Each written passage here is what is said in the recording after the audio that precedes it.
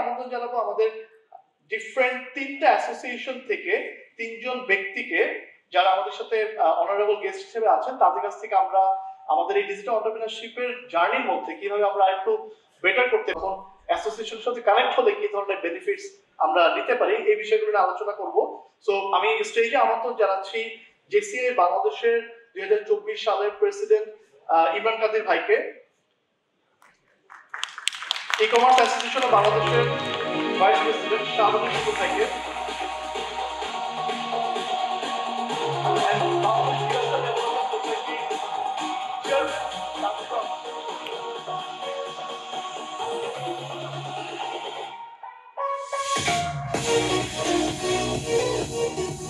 এই সেশনটি কন্ডাক্ট করার জন্য আমি রিকোয়েস্ট করছি আলতামিস নাবিলকে। আলতামিস নাবিল ভাই, local training commissioner 2024 JCI Dhaka, JCI Bangladesh.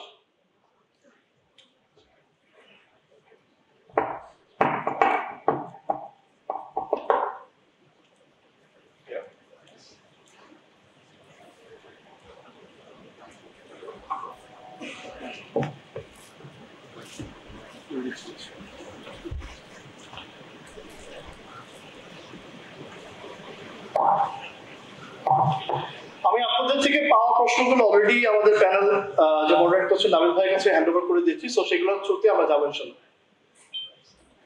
Hello, আসসালামু আলাইকুম। কেমন আছেন সবাই? জ্যাম প্যাকড অডিয়েন্স, 2 তালা অডিয়েন্স আর কি। So definitely it will be an fantastic discussion ahead. So সবাইকে আবারও ডিজিটাল এন্টারপ্রেনারশিপ সামিটে স্বাগতম জানাচ্ছি। আজকের এই প্যানেল ডিসকাশনে আমি মোহাম্মদ আলতামিস নাবিল। আমাদের এখনকার এই প্যানেল ডিসকাশনের টপিক হচ্ছে the rise of digital entrepreneurship to build digital বা স্মার্ট বাংলাদেশ। সো একটা নতুন টার্ম খুব সুপরিচিত হচ্ছে স্মার্ট বাংলাদেশ। স্মার্ট বাংলাদেশ টার্মটার সাথে এখন পর্যন্ত কারা কারা পরিচিত, একটু হাত দেখতে চাই। Okay, so it's quite a big number definitely. So সবার একটু জ্ঞাতার্থে জানিয়ে দেওয়া, স্মার্ট বাংলাদেশ বর্তমান সরকারের একটি প্রতিশ্রুতি বা স্লোগান 2041 সালে বাংলাদেশকে ডিজিটাল বাংলাদেশ থেকে স্মার্ট বাংলাদেশে রূপান্তর করার। এবং এই স্মার্ট বাংলাদেশে রয়েছে 4টা ভিত্তি। কারা কারা জানে 4টা ভিত্তি কি কি? অল্প কিছু audience knows about it, but then again smart citizen, smart government, smart economy আর স্মার্ট সোসাইটি। সো এই সমস্ত ব্যাপার আলোচনা করার জন্য আজকে 3টা অ্যাসোসিয়েশন থেকে 3 জন কর্তা ব্যক্তি আমাদের সাথে উপস্থিত হয়েছে। আমাদের সাথে উপস্থিত হয়েছে ইক্যাপ থেকে ভাইস প্রেসিডেন্ট মোহাম্মদ শাহাবুদ্দিন ভাই, একটু জোরে হাততালি সবাই। আমাদের সাথে উপস্থিত হয়েছে বিএফডিএস এর চেয়ারম্যান ডাক্তার তানজিবা রহমান আপা, এবং আমাদের সাথে যুক্ত হয়েছে junior chamber international Bangladesh 2024 national president জনাব ইমরান কাদের ভাই। তো আমরা একটু 1 বাই 1 চলে যাচ্ছি। আমি প্রথমেই ইমরান ভাই থেকে একটু শুরু করতে চাই। আজকে এই অডিয়েন্স সবাই ডিজিটাল এন্টারপ্রেনার, ফ্রিল্যান্সার। সো কেউ ক্যারিয়ারের শুরুর পর্যায়ে রয়েছে, কেউ ক্যারিয়ারের একটা পরিণত পর্যায়ে গিয়েছে। দেন अगेन এরকম অ্যাসোসিয়েশন গুলো আসলে এই ডিজিটাল এন্টারপ্রেনার যারা এরা যুক্ত হয়ে কি কি বেনিফিটস পেতে পারে, এবং এই সমস্ত অর্গানাইজেশন, আমি রেসপেক্টিভ অর্গানাইজেশন যদি বলি জেসিআই তে আসলে এই ডিজিটাল এন্টারপ্রেনার কিভাবে যুক্ত হতে পারে, এই প্রসেসটা আসলে জানতে চাওয়া। প্রত্যেকের কাছে 3 মিনিট করে এই পার্টিকুলার রাউন্ডটা। Thank you Nabil. অ্যাসোসিয়েশনের যে প্রাইমারি জিনিসটা আমার কাছে মনে হয় যে তুমি আমাদের মানুষ হও। তুমি যখন আমার মেম্বার হও, we started owning you. So JCI যেহেতু একটা আন্তর্জাতিক সংগঠন, আমাদের প্রায় 2 লক্ষ মেম্বার সারা পৃথিবীতে, এবং যারা মোস্টলি ইয়াং প্রফেশনাল এবং ব্যবসায়ী। আমরা যদি বলি জেসিআই প্রতিষ্ঠা হয়েছে ইউএসএতে এবং 1 বাই 1 সারা ওয়ার্ল্ডে ছড়িয়ে গেছে। জেসিআই পড়তো এরকম অ্যালামনাইয়ের কথা বললে আমেরিকার 4টা প্রেসিডেন্ট সোফার জেসিআই প্রেসিডেন্ট ছিল, তার মধ্যে বিল ক্লিন্টন, কেনেডি, বেশ কিছু ফেমাস নাম আছে। এবং আমি গ্লোবালি উই ক্যান রিকগনাইজ অনেক দেশের prime minister, president, they were JCI alumni. এখনো বেশ কিছু দেশের, নেপালের prime minister is JCI president, জাপানের deputy prime minister right now is also a JCI alumni. So just বলছি to make yourself understand JCI কোন স্কেলে কাজ করে। সো জেসিআই ফান্ডামেন্টাল দুইটা গোল হচ্ছে যে মেম্বারটা আমার মেম্বার হয় তার জীবনে যাতে আমি একটা ইম্প্যাক্টফুল চেঞ্জ আনতে পারি, এবং সেটা আসলে থ্রু আ প্রসেস। আমরা আমাদের যে প্রসেসটা, সেই প্রসেসে একটা মানুষ যেভাবে আমার মেম্বার হিসেবে আসে তার চেয়ে অনেক বেটার হিউম্যান হিসেবে তাকে আমরা পলিশ করার চেষ্টা করি থ্রু আ প্রসেস। এই কারণে আমাদের আসলে মেম্বারশিপটা হয় লোকাল লেভেলে, মানে জেসিআই যেরকম ঢাকায় দেখবে অনেকগুলো চ্যাপ্টার আছে, east West north south. So তোমরা যখন মেম্বার হবা তোমরা কিন্তু এরকম একটা চ্যাপ্টারের মেম্বার হবা। একইভাবে প্রত্যেকটা জেলায় একটা করে জেসিআই আছে। সো আমাদের এখন অলরেডি ফাংশনাল প্রায় 10টা জেলাতে জেসিআই এক্সিস্ট করে। আমরা চেষ্টা করছি স্লোলি প্রত্যেকটা জেলাতে এক্সপ্যান্ড করার। সো আমাদের দুইটা কমন গোল যেখানে থাকে সেখানে আমরা চেষ্টা করি আমার মেম্বারদের স্কিল ডেভেলপ করতে, তাদেরকে কন্টিনিউয়াসলি ও 2020-এ যেমন ছিল যাতে 21-এ তেমন না থাকে, 21 আর একটু বেটার মানুষ হয়। সো যার যে রিলেভেন্ট স্কিল গুলো আমরা প্রচুর স্কিল ডেভেলপমেন্টের সুযোগ দিই। এবং এখানে শুধুমাত্র আমরা যে লোকাল কারিকুলামেই কাজ করি তা না, যেহেতু আমরা একটা ইন্টারন্যাশনাল অর্গানাইজেশন, আমাদের ইউএসএ হেডকোয়ার্টার থেকে প্রচুর রিসোর্স আমাদেরকে দেওয়া হয় যেটা মেম্বারদের জন্য ওপেন সোর্স থাকে। So once you become a member you get access to those resources as well through our web portal. আর এর বাইরে জেসিআই একটা লিডারশিপ জার্নি, যেখানে আমি এভাবে বলি যে জেসিআই একটা ভুল করার প্ল্যাটফর্ম। কারণ আমাদের এখানে যে প্ল্যাটফর্মগুলো আছে, প্ল্যাটফর্মগুলোতে ভুল করলে পানিশমেন্ট, আমরা প্রফেশনালি যে সব জায়গায় কাজ করি সেখানে তো আসলে ভুল করার সুযোগ থাকে না। সো আমরা ভুল করেও শিখতে পারি এমন কিছু প্ল্যাটফর্ম তো দরকার। সো জেসিআই একটা নন জাজমেন্টাল এনভায়রনমেন্টে তোমাকে গ্রো করতেও হেল্প করবে। সো এই দুইটা ফান্ডামেন্টাল জায়গা একটা মানুষের জীবনে কিন্তু খুব ইম্পর্টেন্ট, বিকজ ছোটবেলা থেকে আমরা যখন বড় হই আমরা কিন্তু প্রচুর ভুল করলেই বকা শুনি, জাজড হই। সো আমরা চেষ্টা করি আমাদের মেম্বারদের ওইরকম একটা নন জাজমেন্টাল এনভায়রনমেন্টে গ্রো করার স্পেসটা দিতে। এর বাইরে আমরা প্রচুর পিয়ার কানেক্টিভিটি আর নেটওয়ার্কিং এর জন্য প্রচুর ইভেন্ট অ্যারেঞ্জ করি, যেখানে গোল থাকে আসলে ইভেন্টের মাধ্যমে মেম্বারদেরকে এবং বাইরের স্টেক হোল্ডারদেরকে কানেক্ট করা। So this is a process and it is a journey. মানে অনেকেই এসে বলে যে ভাইয়া আমি তো 2-3 মাস হলো জয়েন করছি, আমি তো বুঝতে পারছি না। সো যে কোনো জিনিস তো আসলে সময় নেয়, হঠাৎ করে হয় না। So it takes time, you need to take that journey, you need to take a little step and go step by step. একটা সময় যে when you look back তুমি দেখবা যে ছোট ছোট স্টেপ নিতে তুমি আসলে অনেক দূর চলে আসছো। সো অ্যাসোসিয়েশনের জার্নিগুলো আসলে এরকমই, you have to take a step and you will just follow the process. Thank you so much. জিসিটি কিভাবে যুক্ত হতে পারে এই জায়গাটা একটু যদি বলতেন, কিভাবে সদস্য হওয়া সম্ভব? সদস্য হওয়ার জন্য আমাদের ওয়েবসাইট এবং ফেসবুক পেজ, ওখানে একটা কোয়ারি ড্রপ করলে আমরা রিলেভেন্ট যারা চ্যাপ্টার গুলো ওখানে ডেটাবেসটা ফরওয়ার্ড করে দিই, so they will get in touch. একই প্রশ্ন, ইক্যাবের সদস্য হওয়ার বেনিফিটস গুলো কি, আর সদস্য হওয়ার প্রসেসটা আসলে আজকের অডিয়েন্সের উদ্দেশ্যে। ধন্যবাদ। আসসালামু আলাইকুম, শুভ দুপুর। আমন্ত্রিত অতিথিবৃন্দ যারা সামনে আছেন, ইকেব সম্পর্কে হয়তো অনেকের জানা নাও থাকতে পারে। ইকেব হলো e commerce association of Bangladesh. এটা ই কমার্স ব্যবসায়ী যারা তাদের একটা সংগঠন। এটা 2014 সাল থেকে এটা কাজ করে যাচ্ছে এবং আমাদের প্রায় মেম্বারের সংখ্যা 2300 বর্তমানে। সো সকল প্রকৃতির এই মানুষ, এই ব্যবসায়ীরা এখানে মেম্বার হয়, একেবারে বড় কোম্পানি থেকে শুরু করে একেবারে ক্ষুদ্র উদ্যোক্তা যারা জাস্ট ব্যবসা স্টার্ট করছেন তারাও অ্যাসোসিয়েশনের মেম্বার হতে পারে। কিন্তু কেন হবে, এটাই তো আপনার গুরুত্বপূর্ণ কোয়েশ্চেন। অনেক ব্যবসায়ী আছে কিন্তু সবাই অ্যাসোসিয়েশনের মেম্বার হয় না, কিন্তু কিছু কিছু মানুষ অ্যাসোসিয়েশনের মেম্বার হয়। মেম্বার না হলেও কিন্তু অ্যাসোসিয়েশন থেকে সুবিধা নিতে পারে। ইকেব যে জায়গাটাতে কাজ করে সেটা হলো আমাদের জেনারেল যে এডুকেশন সিস্টেম, সেখানে আমাদের ই কমার্স নামে ওই ধরনের কোনো মডিউল বা এডুকেশন নাই। আমরা খুব গুরুত্বটা জায়গায় এখানে ফোকাস দিয়ে থাকি, সেটা হলো আমাদের এই উদ্যোক্তাদেরকে এবং যারা এই সেক্টরে কাজ করে তাদেরকে স্কিলটা ডেভেলপ করানো, যাতে তারা জেনারেল এডুকেশনের যে গ্যাপটা ছিল ডিজিটালের বিজনেসের জন্য সেটাকে যাতে ফিল আপ করা হয়। সেই কারণে সরকারের সহযোগিতায় আমরা অনেকগুলো ট্রেনিং প্রোগ্রাম ইন্ট্রোডিউস করেছি। হয়তো এই ট্রেনিং প্রোগ্রামগুলো অনেক এক্সপেন্সিভও বটে, কখনো কখনো এগুলো প্রায় 50,000-এর উপরেও, কিন্তু অনেকে এই কোর্সগুলো করে তাদের বিজনেসটাকে যে গতানুগতিক বিজনেস, ট্রেডিশনাল বিজনেস, সেখান থেকে বিজনেসটাকে ডিজিটাল বিজনেসে রূপান্তর করতে পারে। এই সুবিধাটা নিতে পারে মেম্বাররা, পাশাপাশি নন মেম্বাররাও। আর দ্বিতীয় যে জায়গাটা, আমরা অনেকগুলো ইউনিভার্সিটির সাথে পার্টনারশিপ করে সেখানে ইউনিভার্সিটি থেকেও সার্টিফিকেশন কোর্স চালু করা, বিভিন্ন আন্তর্জাতিক আমরা বিশেষ করে ওয়ার্ল্ড ব্যাংক, এডিবি, ওনাদের ফাইন্যান্সে আমরা কিছু প্রোগ্রাম করে থাকি। মূল ফোকাসটা থাকে যাতে আমাদের যে উদ্যোক্তারা বা এখানে যারা কাজ করেন তাদেরকে স্কিল ডেভেলপমেন্ট করা। এখানে অত্যন্ত গুরুত্ব আরেকটা জায়গা খুব সহজ করে, সেটা হলো নেটওয়ার্কিং বেসিক একটা সোশ্যাল ক্যাপিটাল। এই ক্যাপিটালটা ইকেবে বা ই কমার্সের সাথে যারা সংযুক্ত, আমরা বিভিন্ন মিট আপ করে তাদেরকে এই সংযোগটা ক্রিয়েট করে দিই। সেখানে একজনের সাথে আরেকজনের সম্পর্ক তৈরি হয়। কারো যদি ডিজিটাল মার্কেটিং বিজনেস হয়ে থাকে, কারো যদি ই কমার্সের বিজনেস থাকে, সে ওই সার্ভিসটা নিতে পারে।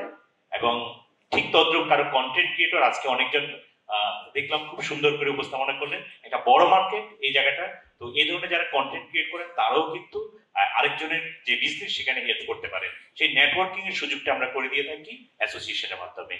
আপনাদের যারা উদ্যোক্তা বা বিজনেস করেন তাদের অনেকগুলো প্রবলেম থেকে থাকে, সেই প্রবলেমগুলো আইডেন্টিফাই করা, সেগুলোর জন্য অ্যাসোসিয়েশন সরকারের সাথে লবিং করে। সেখানে পলিসিতে যদি কোনো কিছু ইমপ্লিমেন্টেশনের প্রয়োজন হয়ে থাকে, সেখানে অ্যাসোসিয়েশন সেই পলিসিগুলো রিফর্ম করা, সরকারের সাথে লবিং করে হোক, যেভাবে হোক সেগুলোকে ব্যবসায়ীদের স্বার্থে নিয়ে আসা, অ্যাসোসিয়েশন এই জায়গায় কাজ করে থাকে। আর মূলত যে জায়গাটা একজন উদ্যোক্তা যাতে তার বিজনেসটা শুরু করলে সে একটা তার সাকসেস লেভেলে যেতে যে যে বাধাগুলো থেকে থাকে, সেখানে অ্যাসোসিয়েশন যদি সত্যিকার অর্থে জানতে পারে, সেগুলা ব্যবসায়ীদের সাথে সুনির্দিষ্ট প্রস্তাবনা করে সরকারের কাছে দিয়ে এগুলো আদায় করে নিয়ে আসে। Thank you so much. Tanjiba আপনার কাছে চলে যাচ্ছি। বিএফডিএস যারা ডেডিকেটেডলি ফ্রিল্যান্সারদের নিয়ে কাজ করছে, এখানে অনেক ফ্রিল্যান্সার আছে। তো বিএফডিএস এর সদস্য হওয়ার বেনিফিটস গুলো কি, আর সদস্য হওয়ার প্রসেসটা একটু যদি জানান। আসসালামু আলাইকুম, শুভ দুপুর এবং নামাজের সময় এবং খাওয়ার খিদা। শুক্রবারে এত ক্রাউড, এই জন্য আপনাদের ক্রাউডদের জন্য একটা স্পেশালি থ্যাঙ্কস, কারণ আপনারা কষ্ট করে আমাদের বিগ রাউন্ড অফ অ্যাপ্লজ। এবং বেলালকে আরো বড় থ্যাঙ্কস, কারণ ও প্রতি বছর এরকম একটা অনুষ্ঠান আয়োজন করে। সেই জন্য শুরুতে আমি বলবো যে আসলে অ্যাসোসিয়েশন ট্যাগলাইন, কারণ গভর্নমেন্টের সাথে কথা বলতে হলে আসলে অ্যাসোসিয়েশন হতে হয়। কিন্তু যদি আমি বলি যে আমার বিএফডিএস আপনাদের ফ্রেন্ড, বিএফডিএস কে ফ্রেন্ড মনে করবেন, বিএফডিএস এর সাথে থাকার জন্য মেম্বার হতে হবে, দ্যাট নট নেসেসারি। আপনি যে প্রবলেমটা ফেস করছেন সেটা আমাকে মেসেঞ্জার কিংবা ওয়েবসাইটের মাধ্যমে জানানোর চেষ্টা করবেন, আমরা এটা চাই। আমরা 11,000 মেম্বারের উপরে সদস্য। আমি এতটুকু বলি যে আমি 11,000 মেম্বারের অভিভাবক হতে চেয়েছি, কখনো মনে করিনি অ্যাসোসিয়েশন পরিচালনা করছি, এখনো সেটা মনে করি না। আমরা যেটা চেষ্টা করেছি সেটা হলো ওয়ান-টু-ওয়ান সার্ভিস এনশিওরমেন্ট, যার কারণে কাস্টমার কেয়ার সার্ভিস থেকে শুরু করে সবকিছু এখনো ডাইরেক্ট হ্যান্ডেল করার চেষ্টা করি। আমরা এটা বলতে চাই যে আমাদের ফ্রিল্যান্সার জার্নিটা অনেক কঠিন, এটা আমি বিশ্বাস করি। কারণ আমি যখন শুরু করেছিলাম 2014 সালে, তখন আমি এই ধরনের কোনো অনুষ্ঠান তো দূরের কথা, কারো কাছে সঠিক গাইডলাইন পাওয়ার মতো অবস্থা আমার ছিল না। ইভেন এমন অনেক মানুষের কাছে যে যখন জিজ্ঞাসা করেছি যে ভাই আপনি ফ্রিল্যান্সার কিনা, অনেকেই বলেছে না না আমি ফ্রিল্যান্সার না, গ্রাফিক ডিজাইনার। তো তখনকার পার্থক্য থেকে এখনকার পার্থক্য আমরা বুঝতে পারি, এখন প্রাউডলি বলি আমরা ফ্রিল্যান্সার। তো ক্যারিয়ার হিসেবে আমি, অনেকে জানেন যে আমি পেশায় কিন্তু ডাক্তার, ক্যারিয়ার হিসেবে আমার পেশাকে ফ্রিল্যান্সিং ভার্সনে কিভাবে নিয়ে যেতে হবে সেটারও গাইডলাইন কারোর কাছে ছিল না। আমি প্রথম যে মেডিকেলে ফ্রিল্যান্সিং স্টার্ট করি। সো এতটুকু বলবো যে বিএফডিএস তৈরি করার একটাই উদ্দেশ্য ছিল, সেটার কারণ হচ্ছে এই যে বিভিন্ন ধরনের ক্যারিয়ার কে ডিজিটালি ট্রান্সফার করা যায়, প্রত্যেকটা ক্যারিয়ার বা সাবজেক্টের টেকনো ভার্সন আছে, এটা আপনাদের কাছে নিয়ে যাওয়া। দ্বিতীয় যেটা কথা সেটা হচ্ছে এই যে পথ চলাতে, আমাদের প্রত্যেকের পথ চলাতে হোঁচট খেতে হয়, নাহলে সফল হব না। এই পথ চলাতে যদি বিএফডিএস সামান্য ইম্প্যাক্ট আপনাদের জন্য তৈরি করতে পারে, সেটা হলে আমি মনে করবো যে বিএফডিএস করে আমি সফল।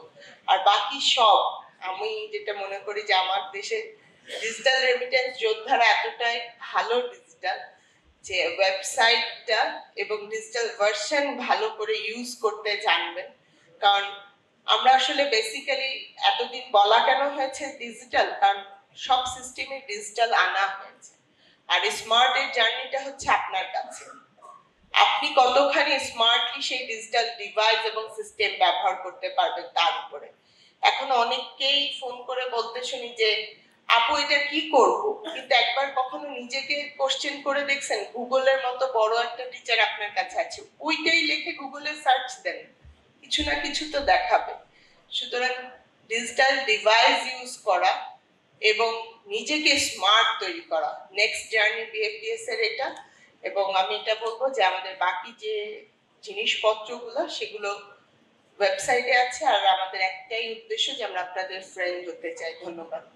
Thank you so much. যেহেতু তানজিমা হাতে মাইক আছে, আমরা সেকেন্ড রাউন্ড অফ কোশ্চেন থেকে শুরু করতে চাই। আপনার যেহেতু একটা টপিক আবারও তুললেন স্মার্ট বাংলাদেশ, সো সরকারের সাথে সাথে বিভিন্ন সংস্থা স্মার্ট বাংলাদেশ ইমপ্লিমেন্টেশন নানান কাজ করছে। সো এই প্রকল্প বাস্তবায়নে আসলে বিএফডিএস এর সংযুক্তি বা কারেন্ট বা ফিউচার কি কি প্ল্যানিং আছে এটা যদি একটু শেয়ার করতেন। আমি একটু আগে আপনারা কয়েকজন হাত উঠিয়েছিলেন কেবলমাত্র যে স্মার্টের পিলার কয়টা। স্মার্টের পিলার প্রথম যেটা সেটা হলো স্মার্ট সিটিজেন। আপনাকে যে ডিজিটাল সিস্টেমটা উপলব্ধ করে দেওয়া হচ্ছে সেটাতে আপনাকে টট হতে হবে যে আমি কিভাবে সেটা স্মার্টলি ইউজ করব। আমরা প্রত্যেকে এখন প্রাউডলি এটা বলতে পারি যে আমার হাতে একটা স্মার্টফোন আছে, সবার কাছে আছে না? জোরে শুনতে চাই। আইফোন থাকতে হবে এটা দরকার নেই। আমার আইফোন মোস্ট অফ দ্য টাইমই ব্যাটারি চার্জ শেষ হয়ে যায়, মনে থাকে না চার্জ দিতে, কারণ অন্য আরেকটা চার্জার, এবং আমি নর্মাল ফোন ইউজ করতে খুব ভালোবাসি।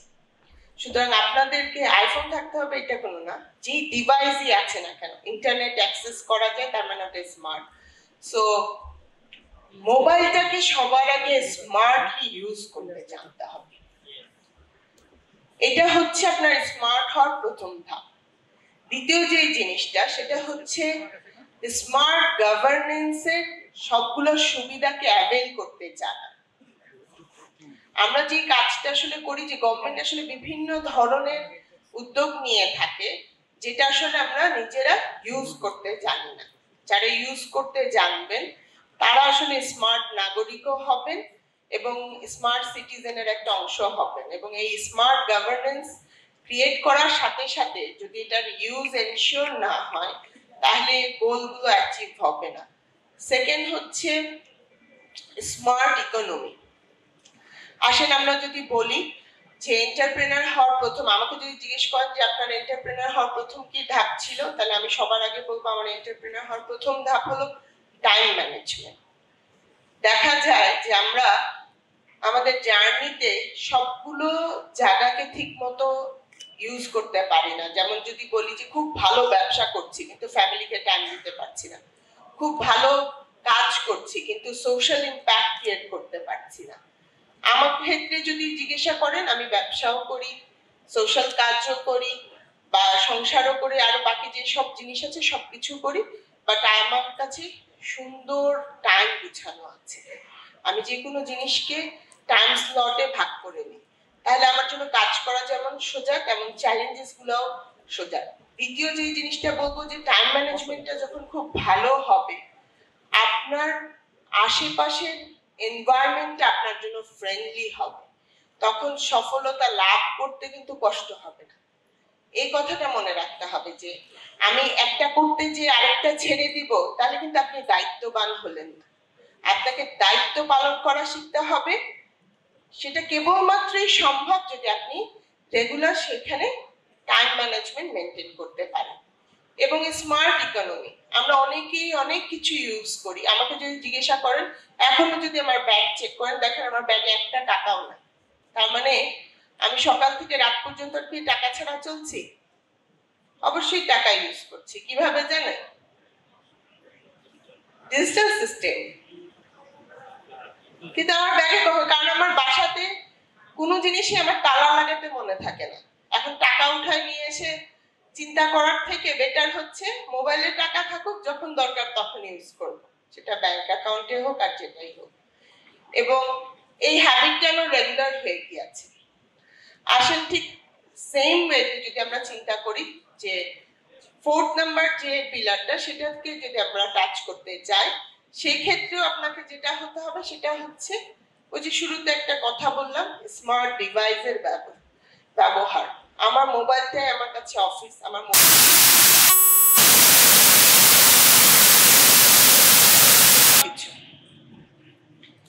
এটাকে যে কারেক্টলি ইউজ করতে পারি। আমি দেখি আমাদের দেশের ছেলে মেয়েরা মোবাইল ইউজ করার সিংহভাগ ইউজ করে হচ্ছে ফেসবুকে, না হলে শপিং করতে যায়। আমার এখনো মনে আছে যে আমি লাস্ট 10 ইয়ার্সে শপিং মল কি জিনিস জানি। আমি আমার মোবাইলটা ইউজ করি, তাতে দুইটা সুবিধা হয়। এক, যেমন আমার টাইম ম্যানেজমেন্ট ভালো হয়, ঠিক সিমিলার ওয়েতে আমাদের এই কমার্সের যারা বিজনেস করে তাদের বিজনেস গ্রো হয়। আপনাকে চিন্তা করতে হবে, আপনাকে এমন মডিউল সিলেক্ট করতে হবে যাতে আপনি যেমন গ্রো হবেন, ঠিক সিমিলার ওয়েতে আরেকটা বিজনেসম্যানও গ্রো হবে। ঠিক আমি যে মডেলটা ইউজ করি সেই মডেলটাতে কয়েকটা জিনিস এনশিওর হয়।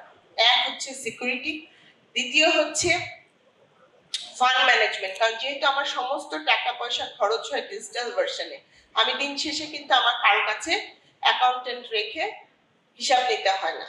সো এই সবগুলো জিনিসকে দিন শেষে আপনি কালেক্টিভলি ইউজ করতে পারলে আমার মনে হয় স্মার্ট উদ্যোক্তা যেমন হতে পারবেন, ঠিক একটা সময় সফল হয়ে এখানেও কথা বলবেন, আমরা শুনতে আসবো। ইনশাল্লাহ সেই দিন আমরা অপেক্ষা করি। Thank you so much. অবশ্যই আমার কাছে আবার একটু ফেরত যাবো, আমরা একটু ইক্যাবের কর্তা ব্যক্তির কাছে ফেরত আসছি। So e commerce association of Bangladesh আসলে স্মার্ট বাংলাদেশ বাস্তবায়নে কারেন্টলি বা ফিউচারে কি কি ইনিশিয়েটিভ নিয়েছে একটু যদি আজকে অডিয়েন্সের উদ্দেশ্যে শেয়ার করতেন। ধন্যবাদ। ইক্যাবের যে কার্যক্রম, ই কমার্স আসলে এই যে স্মার্ট বাংলাদেশের যে 4টা অনুষঙ্গ, প্রত্যেকটার সাথেই কানেক্টেড। আপনি স্মার্ট সিটিজেন বলুন আর স্মার্ট ইকোনমি বলুন। তো এখানে সবচেয়ে গুরুত্বপূর্ণ যে জায়গাটাতে আমরা কাজ করি, আমরা প্রিভিয়াস কিছু এক্সপিরিয়েন্সটা আমরা বেসিক্যালি কাজে লাগাচ্ছি। আমাদের যখন উদ্যোক্তাদেরকে 2016 সাল থেকে আমরা ওয়ার্কশপ বা ট্রেনিং এর মাধ্যমে ডেভেলপমেন্ট করি, তাদের পারফরমেন্স এবং যারা ট্রেনিং বা ওয়ার্কশপ না নিয়ে নাই তাদের পারফরমেন্স, দুইটার ভিতরে একটা বিশাল গ্যাপ ক্রিয়েট হয়। That means knowledge gap. নলেজের কারণেই আপনার উদ্যোক্তারা অনেক বেশি পরিমাণ সাকসেসফুল হচ্ছে, আর যারা এই ধরনের নলেজ দিতে পারে না তারা প্র্যাকটিক্যাল এক্সপিরিয়েন্সের মাধ্যমে বাট টাইম লাগছে। তো সেটাকে আমরা সলভ করার জন্য ইউনিভার্সিটিগুলোর সাথে আমরা কোলাবোরেটিভলি কিছু প্রোগ্রাম ইন্ট্রোডিউস করছি, এবং সেখানে আমরা সরকারকেও বিভিন্ন প্রস্তাবনায় আমরা দিয়েছি যাতে শিক্ষা ব্যবস্থায় ক্রমান্বয়ে ই কমার্সটাকে সংযুক্ত করা হয়। যে এডুকেশনের মাধ্যমে তারা গ্রাজুয়েশন করার পর যাতে স্কিল এবং এডুকেশন এবং ফিল্ড ওয়ার্কের সাথে গ্যাপটা না হয়, মিসম্যাচ না হয়, এই জায়গাটা যাতে কমিয়ে আসে, সেটার জন্য আমরা পলিসিগত জায়গা এবং ইউনিভার্সিটিগুলোর সাথে কাজ করছি। দ্বিতীয় যে জায়গাটা সেটা হলো আপনার ফাইন্যান্স, অ্যাক্সেস টু ফাইন্যান্স, উদ্যোক্তারা যাতে ইজিলি লোন ফাইন্যান্সিং পায়, এই জায়গার জন্য আমরা বাংলাদেশ ব্যাংক এবং বিভিন্ন ব্যাংকের সাথে অনেকগুলো কার্যক্রম নিয়েছি এবং সেগুলোর রেজাল্টও আমরা দেখতে পাচ্ছি। এই কোভিডকালীন সময় একসময় ই কমার্সে কোনো 1 টাকাও লোন দেওয়া হতো না, কিন্তু আমরা সেটাকে রিয়েলিটিতে কনভার্ট করি, ব্যাংকগুলোকে আমরা বোঝাতে সক্ষম হই উদ্যোক্তাদের স্বার্থে, এবং সেটার রেজাল্ট এখন ভালোই এসছে। যারা ব্যাংকিং ফাইন্যান্স পাচ্ছে তাদের যে ফাইন্যান্সিয়াল ক্রাইসিস সেটাও সলভ হচ্ছে, এবং ফিউচারে যারা বিজনেস করবে তারা ইজিলি কিভাবে লোন অ্যাক্সেস টু ফাইন্যান্স হয় এই ব্যবসার ক্ষেত্রে, সেখানে পলিসিগত জায়গাগুলোতেও আমরা বাংলাদেশ ব্যাংকের সাথে কাজ করছি। তৃতীয় যে জায়গাটা ডিজিটাল নলেজ, এটার জন্য আমরা লাস্ট 10 ইয়ার্স যাবৎ কাজ করে যাচ্ছি। আপনি আজ থেকে প্রায় 7-8 বছর আগে ই কমার্সে মাত্র মার্কেট সাইজ ছিল 50 কোটি টাকার মতো, যে বাজারটা এখন 30,000 কোটি টাকারও উপরে। এটা ইন্টারন্যাশনাল রিসার্চে বলে প্রায় $8 বিলিয়ন, বাট এটা আমরা বলছি $3 বিলিয়ন। সো এই মার্কেটটা কিন্তু এই 8 থেকে 9 বছরের ভিতর আসে। কি কারণে? উদ্যোক্তারে যে কাজ করা, ব্যবসাকে আরো তাদের নলেজটাকে গেইন করে ব্যবসাকে প্রসারিত করার পাশাপাশি জনগণের মাঝে যে ডিজিটাল নলেজটা, যে ডিজিটাল এডুকেশনটা প্রান্তিক পর্যায়ে পৌঁছাতে সক্ষম হয় বিভিন্ন পলিসিগত বিষয় এবং মিডিয়া এবং সেক্টরের মানুষজনের সহযোগিতায়। এটাকে আরো বেশি পরিমাণ কিভাবে একেবারে প্রান্তিক পর্যায়ে নিয়ে যাওয়া যায়, একজন উদ্যোক্তা যাতে একেবারে গ্রামের শেষ প্রান্ত যেখানে এখন হয়তো ইন্টারনেটের স্পিড 2G বা 3G এটা যাতে 4G পায়, সেখানে সরকারকে বিভিন্ন পলিসিগত জায়গা থেকে সহযোগিতা করা এবং একজন উদ্যোক্তা যাতে সেখান থেকে আমেরিকার কোনো বাজারে যাতে তার ব্যবসাটা প্রসারিত করতে পারে, এই ধরনের স্মুথ সিস্টেমটা ডেভেলপমেন্ট করতে অ্যাসোসিয়েশন গুরুত্বপূর্ণ ভূমিকা পালন করে। প্রায় 16টা পলিসি গত কয়েক বছরে সরকারের পরিবর্তন হচ্ছিল। আমরা অ্যাসোসিয়েশন থেকে 16টা জায়গায় এই ডিজিটাল বিজনেসের জন্য যেখানে যত প্রকৃতির পলিসিগত রিফর্ম প্রয়োজন আমরা সেখানে মতামত দিয়েছি এবং সরকারের বাজেটে আমরা অবদান রেখে থাকি, যেখানে বাজেটে যাতে এই সেক্টরের জন্য ফান্ড রাখা হয় এবং ট্রেনিং বলেন, উদ্যোক্তাদের লোন বা বিভিন্ন ক্ষেত্রে যাতে সরকারের একটা দৃষ্টি থাকে, গুরুত্বপূর্ণ জায়গা থাকে, সেটা আমরা করতে সক্ষম হয়েছি এবং আগামীতেও দেখবেন বাজেটে ই কমার্স রিলেটেড একটা ভালো হয়তো অ্যামাউন্ট থাকবে। Thank you so much. একটু ইমরান ভাইকে চলে যাই। সো এতক্ষণ আমরা এই 4টা ভিত্তি নিয়ে শুনলাম বা হলিস্টিক পার্সপেক্টিভে, বাট একটু জেসিআই বাংলাদেশের স্মার্ট বাংলাদেশ অ্যাসোসিয়েটেড কিছু ইভেন্টস নিয়ে মূলত আমি যেটা বলছিলাম যে আমরা তো হিউম্যান ডেভেলপমেন্ট নিয়ে কাজ করি, তো স্মার্ট বাংলাদেশের যে প্রাইমারি পিলার সেটা হচ্ছে স্মার্ট সিটিজেন।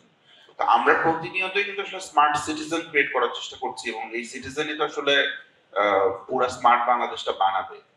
সো সেই জায়গা থেকে স্মার্ট বাংলাদেশ নিয়ে যখন কথা হয় তখন প্রথম জেসিআই বাংলাদেশ, A2I, UNDP এবং ক্যাবিনেট ডিভিশন সবাইকে সাথে নিয়ে আমরা smart Bangladesh summit and expo করলাম জুনে।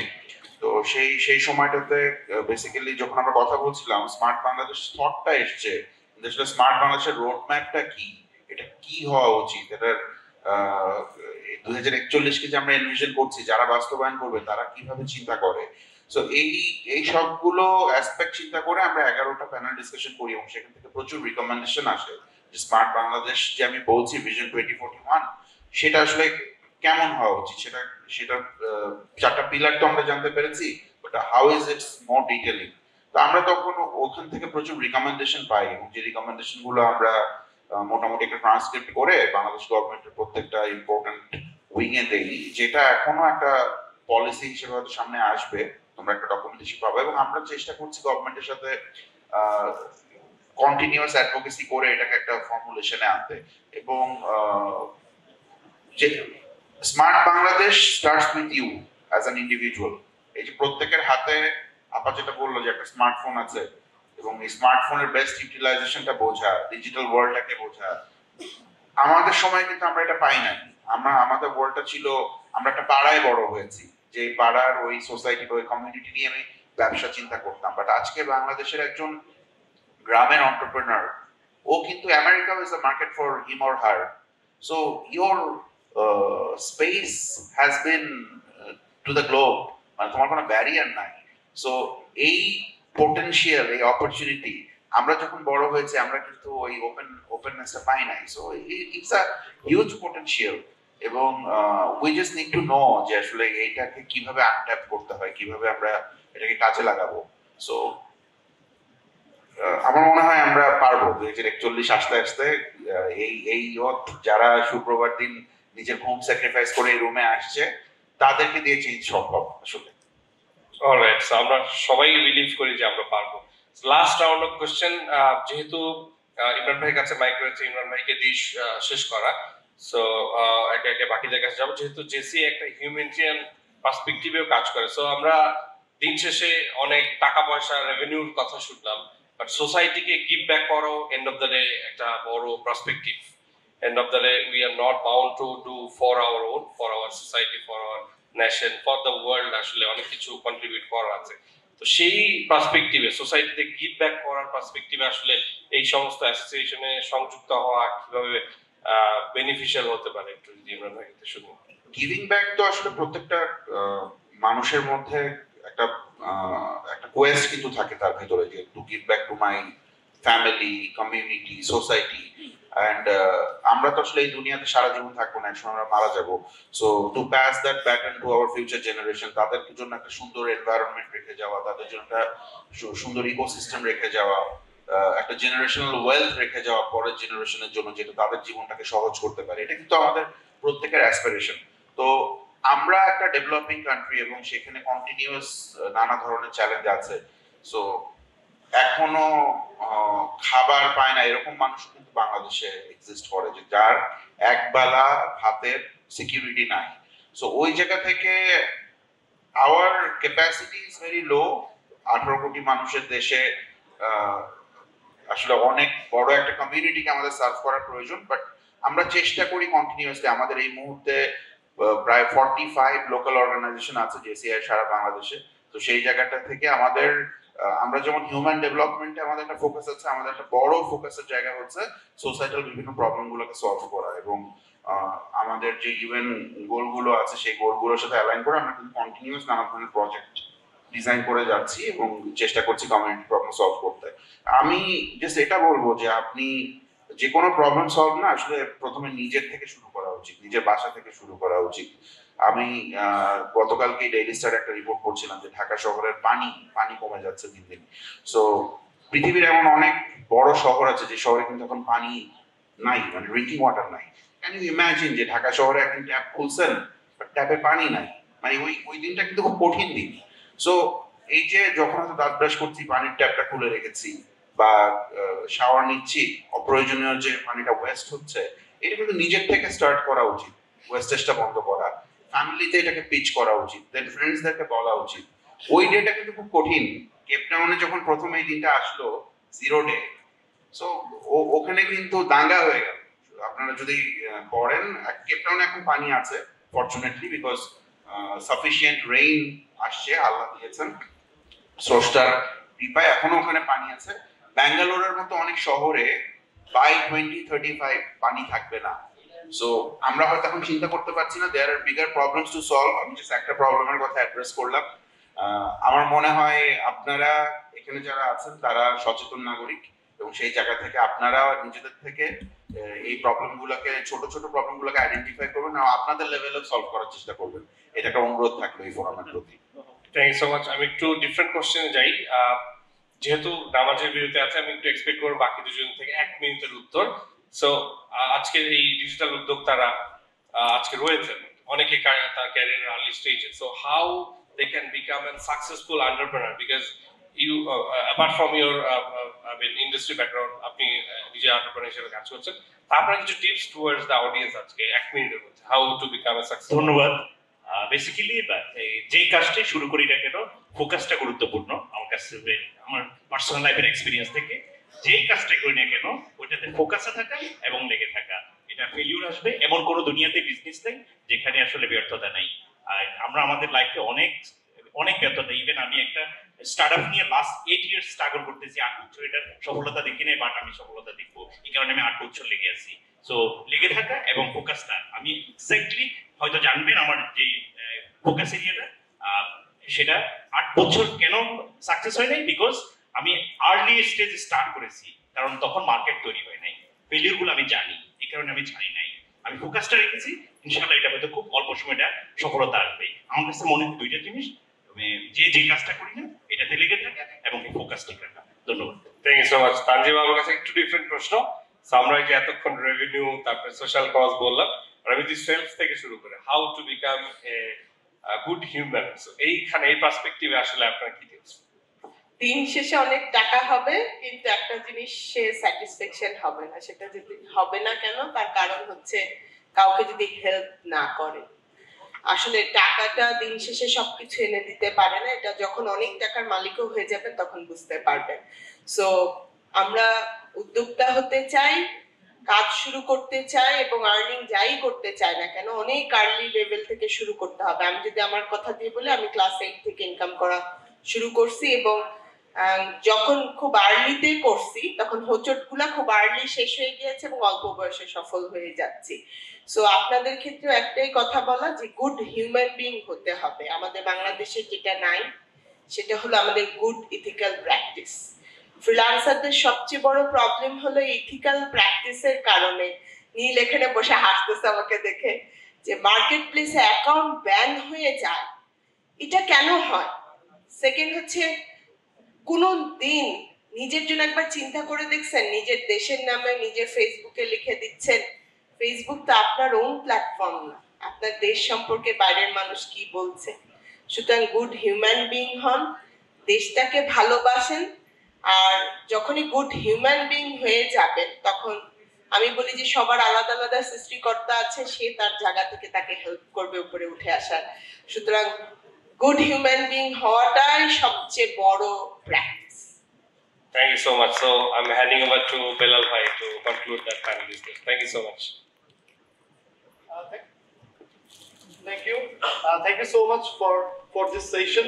আমি আমাদের একটা ছোট টোকেন অফ অ্যাপ্রিসিয়েশন আছে, আমি একজন একজন করে একটু সামনে আসার জন্য অনুরোধ করবো। ইমরান কাদের ভাই প্লিজ।